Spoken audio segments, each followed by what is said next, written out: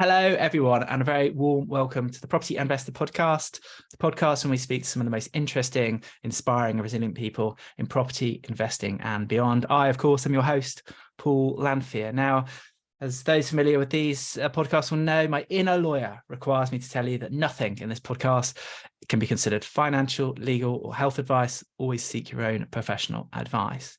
Now, those familiar with the podcast will know that this is a special mini series within the Property Investor Podcast, which are separate from the long form ones that you're probably familiar with. The person I'm going to introduce you to in a second has done one of the long forms, and I would urge you to seek it out in order to understand their background in a bit more detail. This series of the podcast are very brief kind of conversations with people who I've had the great privilege of working with through the breakfast and through the Inner Circle mentoring group. And today's guest, it gives me genuine delight to introduce you to, is Zoe Priselac. Zoe, welcome to the Inner Circle All Stars. How are you doing? I am very welcome. I'm very well, Paul, and very happy to be here. Oh, well done. Lovely to see you. Lovely to see you too. So, as I mentioned in the introduction, Zoe's done a long form podcast. I would urge you to seek that out. That will give you much of the detail around Zoe and the work that she does. So please seek that out. Today's is more of a sort of a quick fire podcast. So, Zoe, obviously, we've had the benefit of working together in a circle. Obviously, you're a regular attendee of the Property and Investor Breakfast. So tell us where you were before you joined the Inner Circle group. So before I joined the Inner Circle group, I had effectively been kind of thrown in at the deep end with the properties that I was managing. So effectively that we have a family property business. It was sort of set up, built by my grandparents. So I think normally when people move into property, they, buy to let, do a little bit of a refurb, let it out, or maybe flip it, and then things kind of gradually progress, onto different things, and maybe bigger projects over time. Whereas I was kind of thrown into having a portfolio to manage, but that didn't come without its challenges.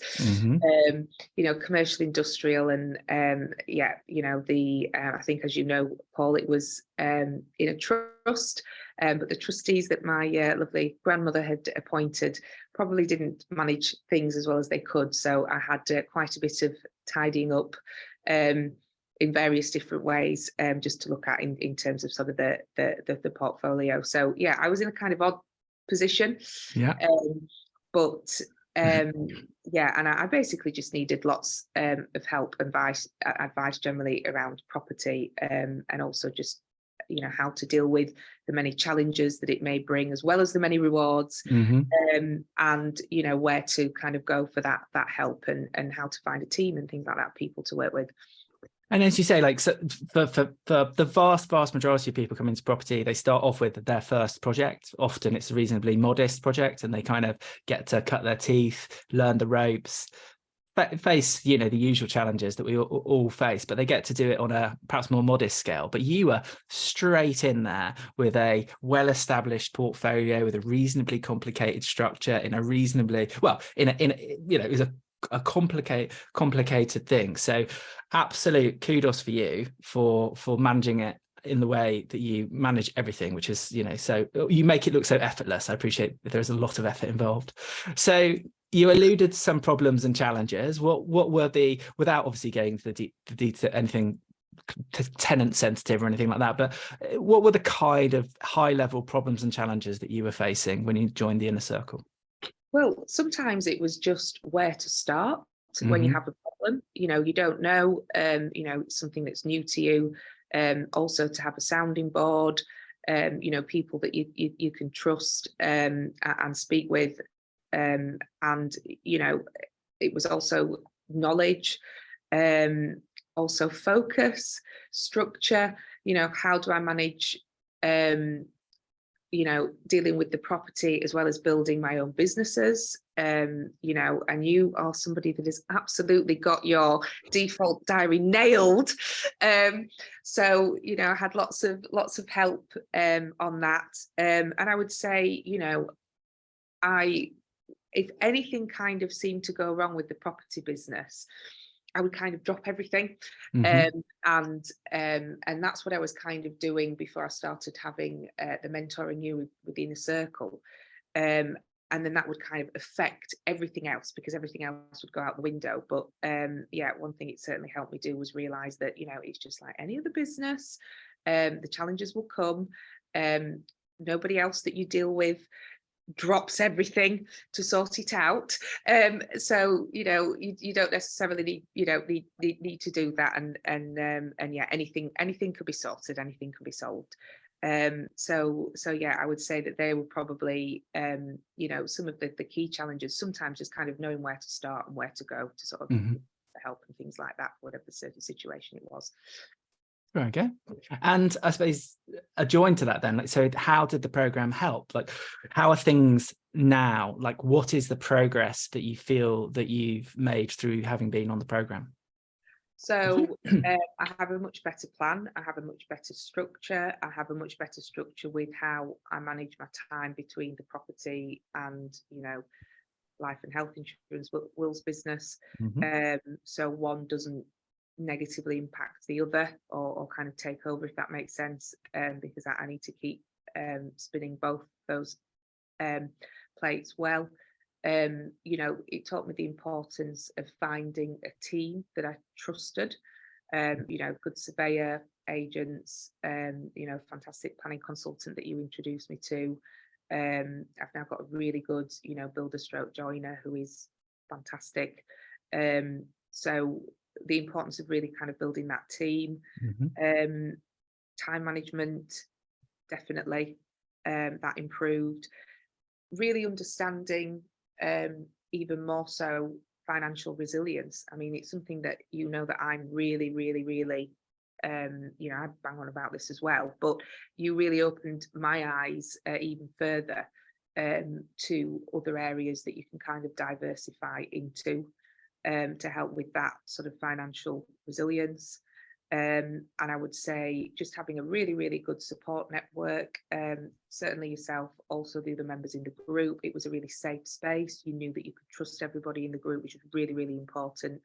No egos, Mm-hmm. everybody helped each other, and just sort of great access to help and knowledge. And I learned tons, not just about property, but just about life, business, finance, markets, 18-year property cycle. I mean, goodness me, the list goes on. I learned a lot, basically, Paul. And I think, in fairness, I think we all do. We all learn from each other, don't we? As the year, as the year, or indeed years progress. It's just an environment where you can just absorb so much stuff. You're not alone in that. So you're not the only one doing the learning, I have to say. So what does the future look like for Zoe?